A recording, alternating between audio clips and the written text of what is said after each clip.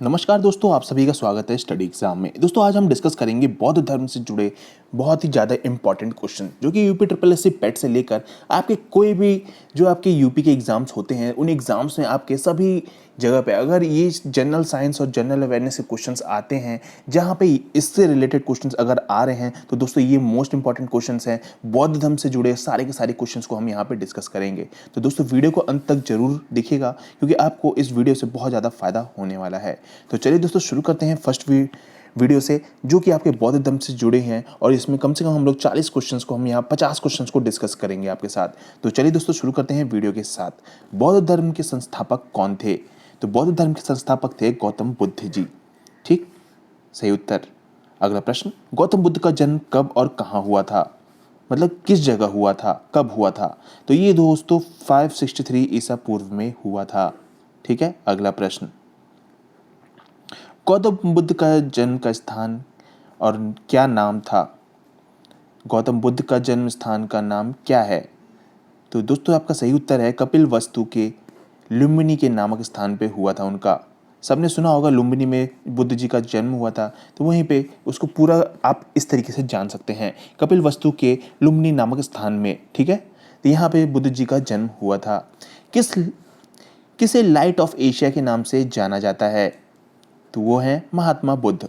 ठीक है, याद रखिएगा, किसे लाइट ऑफ एशिया के नाम से जाना जाता है? तो वो है महात्मा बुद्ध। अगला प्रश्न, गौतम बुद्ध के बचपन का नाम क्या है? गौतम बुद्ध के बचपन का नाम क्या था? तो दोस्तों ये हो गया, उनका बचपन का नाम था दोस्तों सिद्धार्थ। ठीक है, अगला प्रश्न, गौतम बुद्ध के पिता का नाम क्या था? सुदोधन। ठीक, अगला प्रश्न, इनकी माँ का नाम क्या था? माया देवी। महात्मा बुद्ध की सौतेली माँ का क्या नाम था? तो सही उत्तर है आपका प्रजापति गौतमी। ठीक, महात्मा बुद्ध की पत्नी का क्या नाम था? तो सही उत्तर है आपका यशोधरा। गौतम बुद्ध के पुत्र का क्या नाम था? तो दोस्तों इनके पुत्र का नाम था राहुल। ठीक, अगला प्रश्न, गौतम बुद्ध के सारथी का क्या नाम था? तो दोस्तों गौतम बुद्ध के सारथी का नाम था चन्ना। ठीक, अगला प्रश्न, गौतम बुद्ध कितने वर्ष की अवस्था में गृह त्याग कर सत्य की खोज में निकल पड़े थे? तो सही उत्तर है आपका 29 वर्ष की उम्र में। सिद्धार्थ के गृह त्याग की घटना को बौद्ध धर्म में क्या कहा जाता है? महाभिनिष्क्रमण। ठीक है, महाभिनिष्क्रमण। ध्यान से देखिएगा दोस्तों, ये प्रश्न बहुत ज़्यादा इंपॉर्टेंट है। गौतम बुद्ध की किस अवस्था में उन्होंने गृह त्यागा था? मतलब कि सत्य की खोज के लिए जब वो निकले थे, उनकी एज थी 29 ईयर। ठीक, इस चीज़ को ध्यान रखिएगा। और फिर सिद्धार्थ के गृह त्यागने की घटना बौद्ध धर्म में क्या कहलाई जाती है? महाभिनिष्क्रमण। ठीक, अगला प्रश्न, क्वेश्चन नंबर 14, बुद्ध ने अपना प्रथम गुरु किसे बनाया था? बुद्ध ने अपना प्रथम गुरु अलार कलाम को बनाया था। ठीक है, अलार कलाम को। बुद्ध ने अपने प्रथम गुरु से कौन सी शिक्षा प्राप्त की थी? सांख्य दर्शन की। ठीक है, बुद्ध ने अपने प्रथम गुरु से कौन सी शिक्षा प्राप्त की थी? सांख्य दर्शन की। गौतम बुद्ध के दूसरे गुरु का नाम क्या था? गौतम बुद्ध के दूसरे गुरु का नाम क्या था? तो वो था रुद्रक। अगला प्रश्न, उर्वेला में कितने ब्राह्मण बुद्ध के शिष्य बने? उर्वेला में कितने ब्राह्मण बुद्ध के शिष्य बने? 5। ठीक, उर्वेला में दोस्तों 5 ब्राह्मण बुद्ध जी के शिष्य बने थे। ठीक है, बुद्ध के 5 शिष्य के नाम क्या थे? बुद्ध के 5 शिष्य के नाम क्या थे? कौंडिन्य, वप्पा, भादिया, असागी और महानामा। ठीक है, अगला प्रश्न, 35 वर्ष की आयु में बिना अन्न जल ग्रहण किए आधुनिक बौद्ध गया में निरंजना फल्गु नदी के तट पर पीपल वृक्ष के नीचे कितने वर्ष की कठिन तपस्या के बाद बुद्ध को ज्ञान की प्राप्ति हुई? तो दोस्तों 6 वर्ष के बाद। ठीक है, बहुत महत्वपूर्ण क्वेश्चन है, इस चीज को एकदम ध्यान से देखिएगा। 6 वर्ष के बाद उनको ज्ञान की प्राप्ति हुई थी। अगला प्रश्न, ज्ञान प्राप्ति के बाद सिद्धार्थ की क्या कहा गया? ज्ञान प्राप्ति के बाद सिद्धार्थ को क्या कहा गया?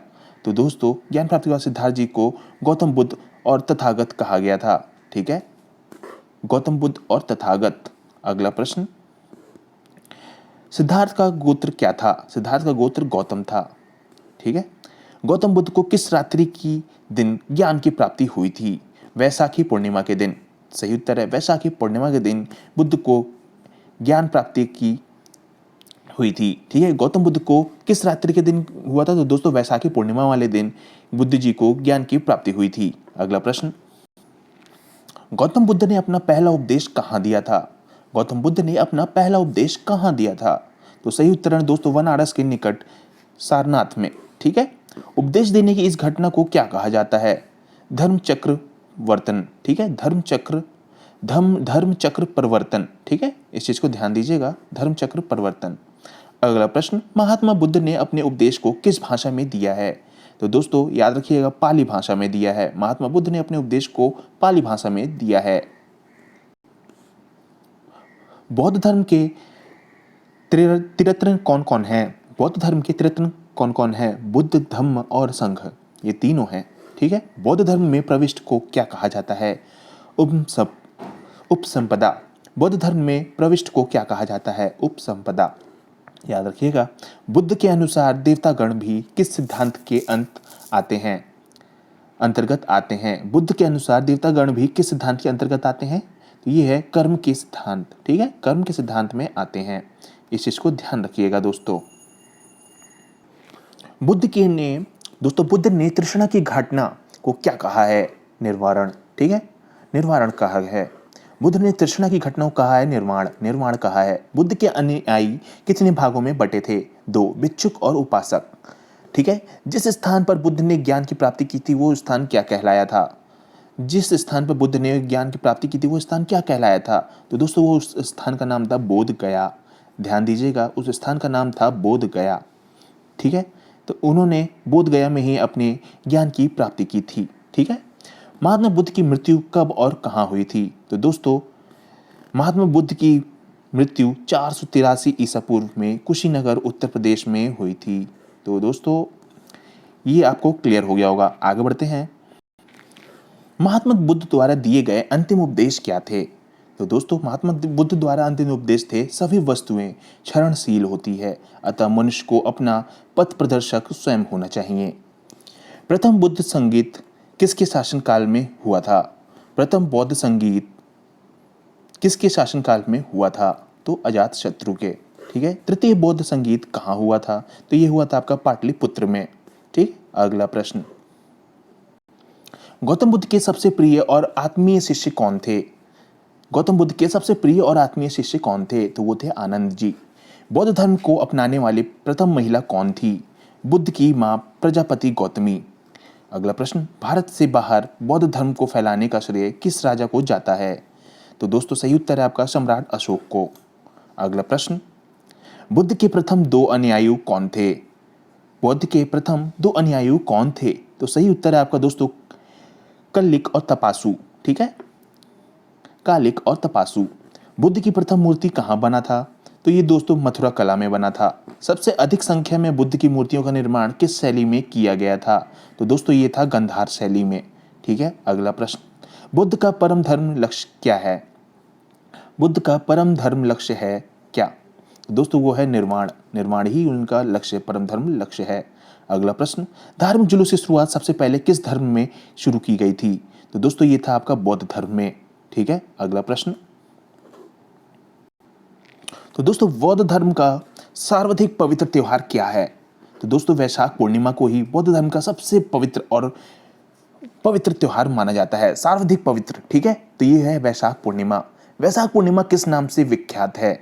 तो दोस्तों वैशाख पूर्णिमा बुद्ध पूर्णिमा के नाम से विख्यात है। तो दोस्तों आपने बुद्ध पूर्णिमा का नाम तो सुना ही होगा। ठीक है, अगला प्रश्न, अनिश्चरवाद को मानने वाले कौन कौन धर्म है? अनिश्चरवाद को मानने वाले कौन कौन धर्म है? तो दोस्तों ये है पहला बौद्ध धर्म और जैन धर्म, ये दोनों के दोनों ही अनिश्चरवाद को मानने वाले धर्म हैं। अगला प्रश्न, बुद्ध की किस प्रामाणिकता को स्पष्टता नकार दिया था? बुद्ध ने किसकी प्रामाणिकता को स्पष्टता नकार दिया था? तो उन्होंने वेदों के, ठीक है, वेदों के प्रामाणिकता को स्पष्टता नकार दिया था। सम्राट अशोक के बौद्ध धर्म में किसने दीक्षित किया था?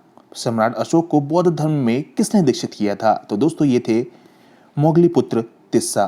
ठीक है, मोगलीपुत्र तिस्सा को यहाँ पे सम्राट अशोक के बौद्ध धर्म में किसने दीक्षित किया था? तो इन्होंने मोगलीपुत्र तिस्सा ने दीक्षित किया था। आखिरी प्रश्न, 50वां और आखिरी प्रश्न, चतुर्थ बौद्ध संगीत कहाँ हुआ था? तो दोस्तों चतुर्थ बौद्ध संगीत आपका हुआ था कुंडलवन कश्मीर में। ठीक, तो दोस्तों ये 50 क्वेश्चन हमने यहाँ पे आज बौद्ध धर्म से जुड़े हुए बहुत ही इंपॉर्टेंट क्वेश्चंस को हमने यहाँ पे पूरा आपके साथ डिस्कस किया है।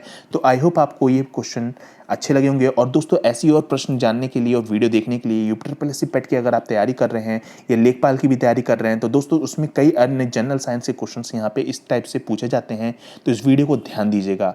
आई होप आपको वीडियो पसंद आई होगी। वीडियो अगर पसंद आई तो वीडियो को लाइक करके दोस्तों चैनल को सब्सक्राइब करना ना भूलें। आपके लिए ऐसी और वीडियोस मैं लाता रहूंगा। तो धन्यवाद दोस्तों, आज के लिए बस इतना ही। जय हिंद, जय भारत।